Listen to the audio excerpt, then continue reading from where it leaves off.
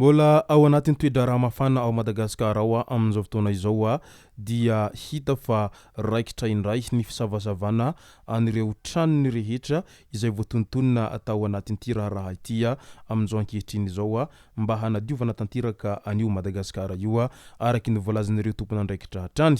Ka ny pitsopitsony mahakasika an'izay ny fakafakaina amintsika atao anatin'ity vidéo ity ka manasa antsika rehetra anaraka an'ity vidéo ity hatramin'ny farany. Azadino ny milaiky ny vidéo antsika ary tsarovy hatrany miabone amin'ny chaîne antsika mba ahafahanareo manaraka tsy tabaka ny vidéo zay lefa nahito isan'andro. Tsy ampendrela mo isika fa avy hatrany tonga de vavany ndao ary.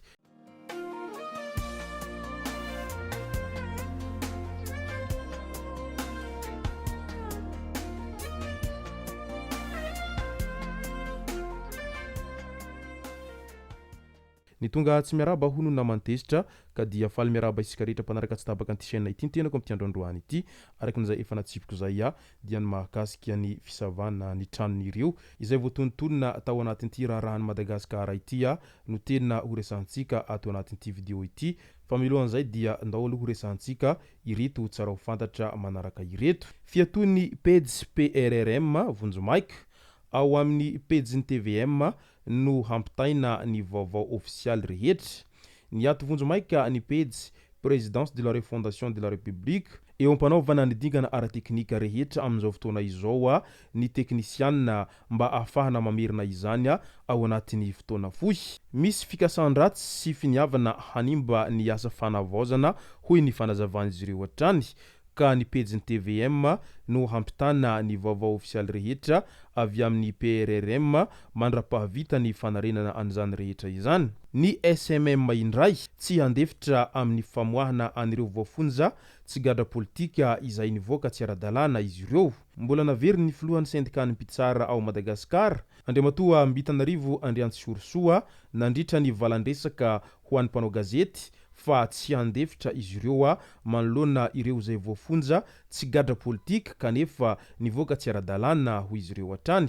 Izy ireo izay nanambara ihany koa ny amin'ny fitakina sy fikasan'izy ireo sy hanao fitokonana araky ny voalazan'izy ireo hatrany. Mpanao trafikana sokatra efa navoaka ny fonja mialohan'ny hahataperany ny saziny. Maneho ny ahiahy manoloana ny famoahana ireo voafonja ankoatra ny gadra politika ny TIMG. Maneho ny ahiahy manoloana ny famotsorana ireo voafonja amin'ny fomba tsy ara-dalàna ankoatra n'ireo gadra politika marina ny Transparency International Initiative Madagasikara. Tokony hanara-dalàna sy ny dingana mifandraika amin'izany ny famotsorana azy ireo. Ohatra amin'izany ny famotsorana an'i Romeo Christophe Ramanantanana ity solombavambahoaka voafidy tao Soavinandriana ity izay voahelika higadra 10 taona an-tranomaizina noho ny fivarotana sokatra sy amotsim-bola. Ary mbola voasazy Andohalamandy 80 tapitrisa ariary ary onitra 2 miliara ariary ho an'ny fanjakana. Manapirofo ny mahazavadoza io famoahana voafonja tsy ara-dalàna io. Ny tenany izay tsy voafonja ara-politika fa voaheloka noho ny heloka mifandraika amin'ny tontolo iainana sy ny heloka ara-bola. Noho izany miantso ny filohan'ny fanavaozana ny fiadianana Republikan'i Madagasikara, ny Prime Ministre ary ny antenimiera-pirenena ny Transparency International Initiative Madagasikara mba hamerina ka hanao laharam-pahamehana ny fanjakana tandalàna hiantoka fitsarana mahaleo tena sy mahomby ary hahatonga fanavaozana marina mba tsy hiverenany tsy maty manota intsony. Ben'ny tanàna ny Diego Sierez Renivohitra efa niala tany amin'ny Losy la Réunion hihazo any Antsiranana. Tsy iza moa izay fa Andriamatoa Jovjojara Jean-Luc Désiré izay ben'ny tanàna voafidy tao Antsiranana tao. Nisy ny fitsenana azy tao amin'ny seranam-piaramanidina Arasara tamin'ity androandroany ity. Nilaza moa ny fitsarana fa afaka manohy ny asa ao Antsiranana ity ben'ny tanàna ity rehefa nisy ny fakan-kevitra natao teo anivon'ny fitsarana mahakasika ny toerana misy azy manoloana an'ireny izay fanendrikendrehana izay natao azy nandritra ireny fifidianana ireny. Raha vatomanga mamindray mangataka ny Interpol hamoaka notisy rozy ho azy ny fitsarana malagasy. Mangataka ny Interpol hamoaka notisy rozy ho an'ny Mamara Vatomanga ny fitsarana malagasy ho fampahafantarana ireo firenena rehetra toy ny sy fampiarana ilay didy fampisamborana iraisam-pirenena no antony izao hoy ny mpahelalana Rafidson Eric raha niresaka tamin'ny mpanao gazety. Ao anatin'izay fanenjehana izay hatrany fantatra izao fa isan'ny nanaovana perquisition ihany koa izay notariny service central des affaires criminelles nanomboka tamin'ny 9 maraina n'iny omaly iny ary niafara tamin'ny 10 hariva ny Golf de Rova Luxure Hotel andakana tamin'iny andron'io maliny mo izay fisavana izay natao tamin'ireo toerana izay voalaza ireo. Taorian'izay dia raikitra ihany koa ny fisavana any ireo toerana izay voalaza fa any Andriamatoa Mamravatomanga izay isany mbola voarorohy any Mauriciany mo amin'izao fotoana izao. Nisy ihany koa ny fangatahana ofisialy ny fampidina an-tanindrazana na demande d'extradition any Mamravatomanga avy amin'ny ministeran'ny raharaham-bahiny malagasy. Izany no natao moa dia mba ahafahana manadihady sy mitsara azy ao Madagasikara. Eo ampandinihana ireo taratasy mifandraika amin'izany ny fanjakana Mauriciana araky ny fanazavan'ny attorney general Gavin Glover ary andratsana ny toy n'ity raharaha ity atsoatsy ary mbola ao anatin'izay fanadihadiana tanteraka izay mo izy ireo amin'izao fotoana izao. Tao anatin'izay fisavana izay hatrany mo dia misy dafy indray no isany nanaovana perquisition tamin'iny andron'io maliny.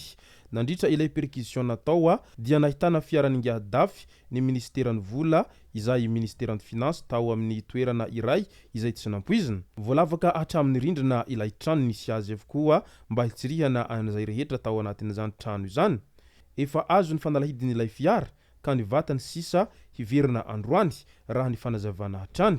Midika izany fa tena hamongotra hatramin'ny fakany an'ireo rehetra izay ahiahina manoloana ny raharaham-pirenena ny mpitondra amin'izao ankehitriny izao ary tsy misy amelana na iray aza ireo rehetra nanao antsirambiny teo anatrehany izay fitondrana teo aloha izay fa ireo rehetra meloka dia tsy maintsy ahazo sazy izay sahaza sy mifandraika amin'izy ireo avokoa. Eo anatrehany izay fisavana izay tsy hoe tsy mahay akory ireo rehetra izay tompon'andraikitra ao anatin'izay fisavana izay fa raha alefa lavidavitra kokoa ny fomba fijery dia sarotra ny ahitana zavatra hafahafa amin'ireo tranon'olona izay voatontonona matetika ireo satria matoa misy io fisavana io dia tsy maintsy efa niomana amin'izay ihany koa izy ireo mialoha be an'izao zavatra rehetra izao mba tsy hatratrarana ny zavatra hafahafa ao an-tranon'izy ireo zay ary mety efa mailo ihany koa izy ireo vao nanomboka ireny fitokonana ireny ka mety efa samy niezaka nanafinafina an'izay tokony afieniny avokoa izy ireo tao anatin'izany rehetra izany ka sarotra no ahitana an'izay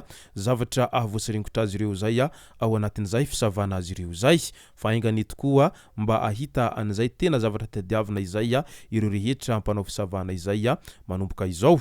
Izay no matsaka azona roso tao anatin'ity video ity tomboko lasy tomboko vavy misoratsika rehetra nanaraka an'ity video ity hatramin'ny farany. Azadino ny milike ny video antsika ary tsarova trany ny miabone amin'ny chaîne antsika mba ahafahanareo manaraka tsy tahabaka ny video zay rehefa nahito sanandro. Tomboko lasy tomboko vavy mankasitraka dia mirary soa.